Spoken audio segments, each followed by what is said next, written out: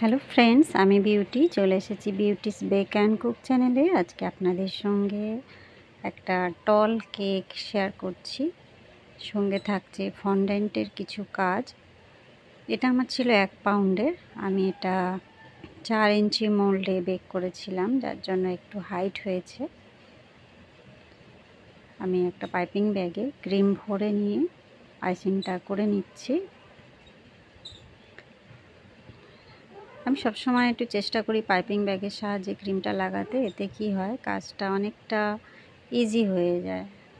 Palette knife দিয়ে লাগাতে যেন অনেকটা টাইম লেগে যায়। এই কারণে আমি পাইপিং ব্যাগ দিয়ে ক্রিমটা লাগিয়ে নিই, আর খুব তাড়াতাড়ি কাজগুলো আমি কমপ্লিট করতে পারি। যেহেতু আমি এখন একটা দোকান খুলেছি আর কি, রিসেন্ট অনেক কাজ থাকে আমার, সেই জন্য আমার কাছে টাইমটা অনেক কম হয়ে যায় আর কি কাজ করতে করতে। যাই হোক, এখানে আমি ফাইনালাইজিংটা করে নিয়ে একটা টিস্যু পেপার নিয়েছি, নিয়ে ট্যাপ ট্যাপ করে দিচ্ছি। মানে খুব আলতোভাবে করতে হবে, যেহেতু আমি সবে আইসিং করেছি, ক্রিমটা একদম সফট আছে। এই কেকটা যদি ফ্রিজে রেখে করতাম তাহলে এত সুন্দর ডিজাইনটা আসতো না। হয়তো ক্যামেরা এখানে বোঝা যাচ্ছে না, এটা একটা খুব সুন্দর ইউনিক একটা ডিজাইন আর কি। টিস্যু পেপারটা দিয়ে আলতোভাবে এই যে আমি ট্যাপ ট্যাপ করে নিচ্ছি।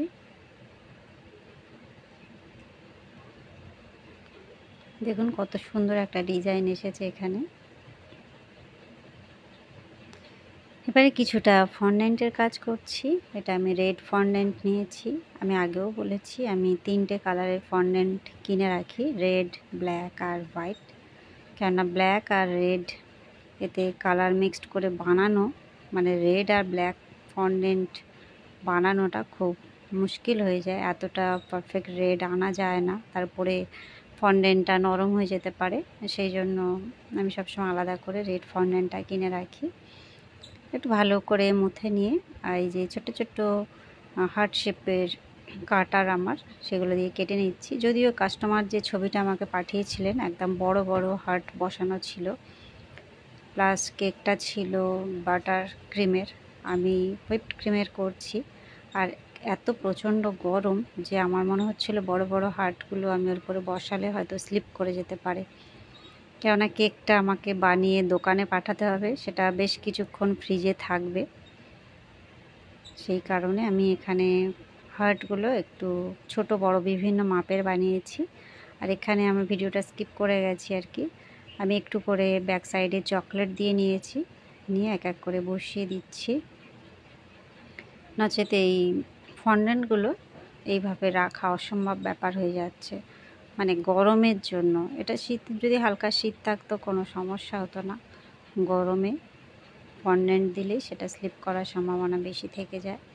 আর যেহেতু এইসব কাজগুলো আর্জেন্ট কাজ, মানে সকালবেলা অর্ডার দিল, সন্ধেবেলা হয়তো ডেলিভারি দিতে হবে, সেক্ষেত্রে অনেকটাই মুশকিল হয়ে যায় ফন্ডেন্টের কাজ করাটা। তবুও টাইম বার করে আমাদের করতে হয়। তারপরে ফন্ডেন্টগুলোকে ঠিক করে সেট হতে দিতে হয়, মানে ডাইরেক্ট বানিয়েই সঙ্গে সঙ্গে বসিয়ে ডেলিভারি করে দিলাম, ব্যাস ঝামেলা মিটে গেল। কিন্তু এই যে ফ্রিজে রাখবো, এটা একটা সমস্যার বিষয় হয়ে যায়। ফন্ডেন্ট মানে ক্রিমের ময়েশ্চারটা পুরো শোক করবে, তারপরে ফ্রিজের যে ময়েশ্চার সেটা শোক করবে, করে পুরো নরম হয়ে যাবে এবং প্রপার জায়গায় থাকবে না। এইটা একটা সমস্যার কারণ হয়ে যায়, যার জন্য একটু ভেবে চিন্তে কাজগুলো করতে হয়। আর সবসময় চেষ্টা করবেন এরকম যদি ফ্রিজে রাখতে হয় তাহলে পুরোটা এয়ারটাইট করে রাখতে, মানে বক্সে রেখে তারপরে ফ্রিজের মধ্যে রাখবেন। আর আমি সাইডে যেগুলো দিয়েছি, প্রত্যেকটা ব্যাক সাইডে আমি একটু করে চকলেট দিয়ে দিয়েছি, মানে টপার বানাই আমরা যে প্রসেসে, সেই চকলেট দিয়েছি। কোনো ক্রিম ছাড়াই আর কি চকলেটটা মেল্ট করেছি, করে একটু করে দিয়ে নিয়েছি যাতে কেকের সঙ্গে এটা আটকে থাকে। এই হলো আমার কেকের ফাইনাল লুক বন্ধুরা। কেমন লাগলো, ভালো লাগলে বা একটু হেল্পফুল মনে হলে অবশ্যই একটা লাইক করবেন। দেখা হবে নেক্সট ভিডিও। Bye bye.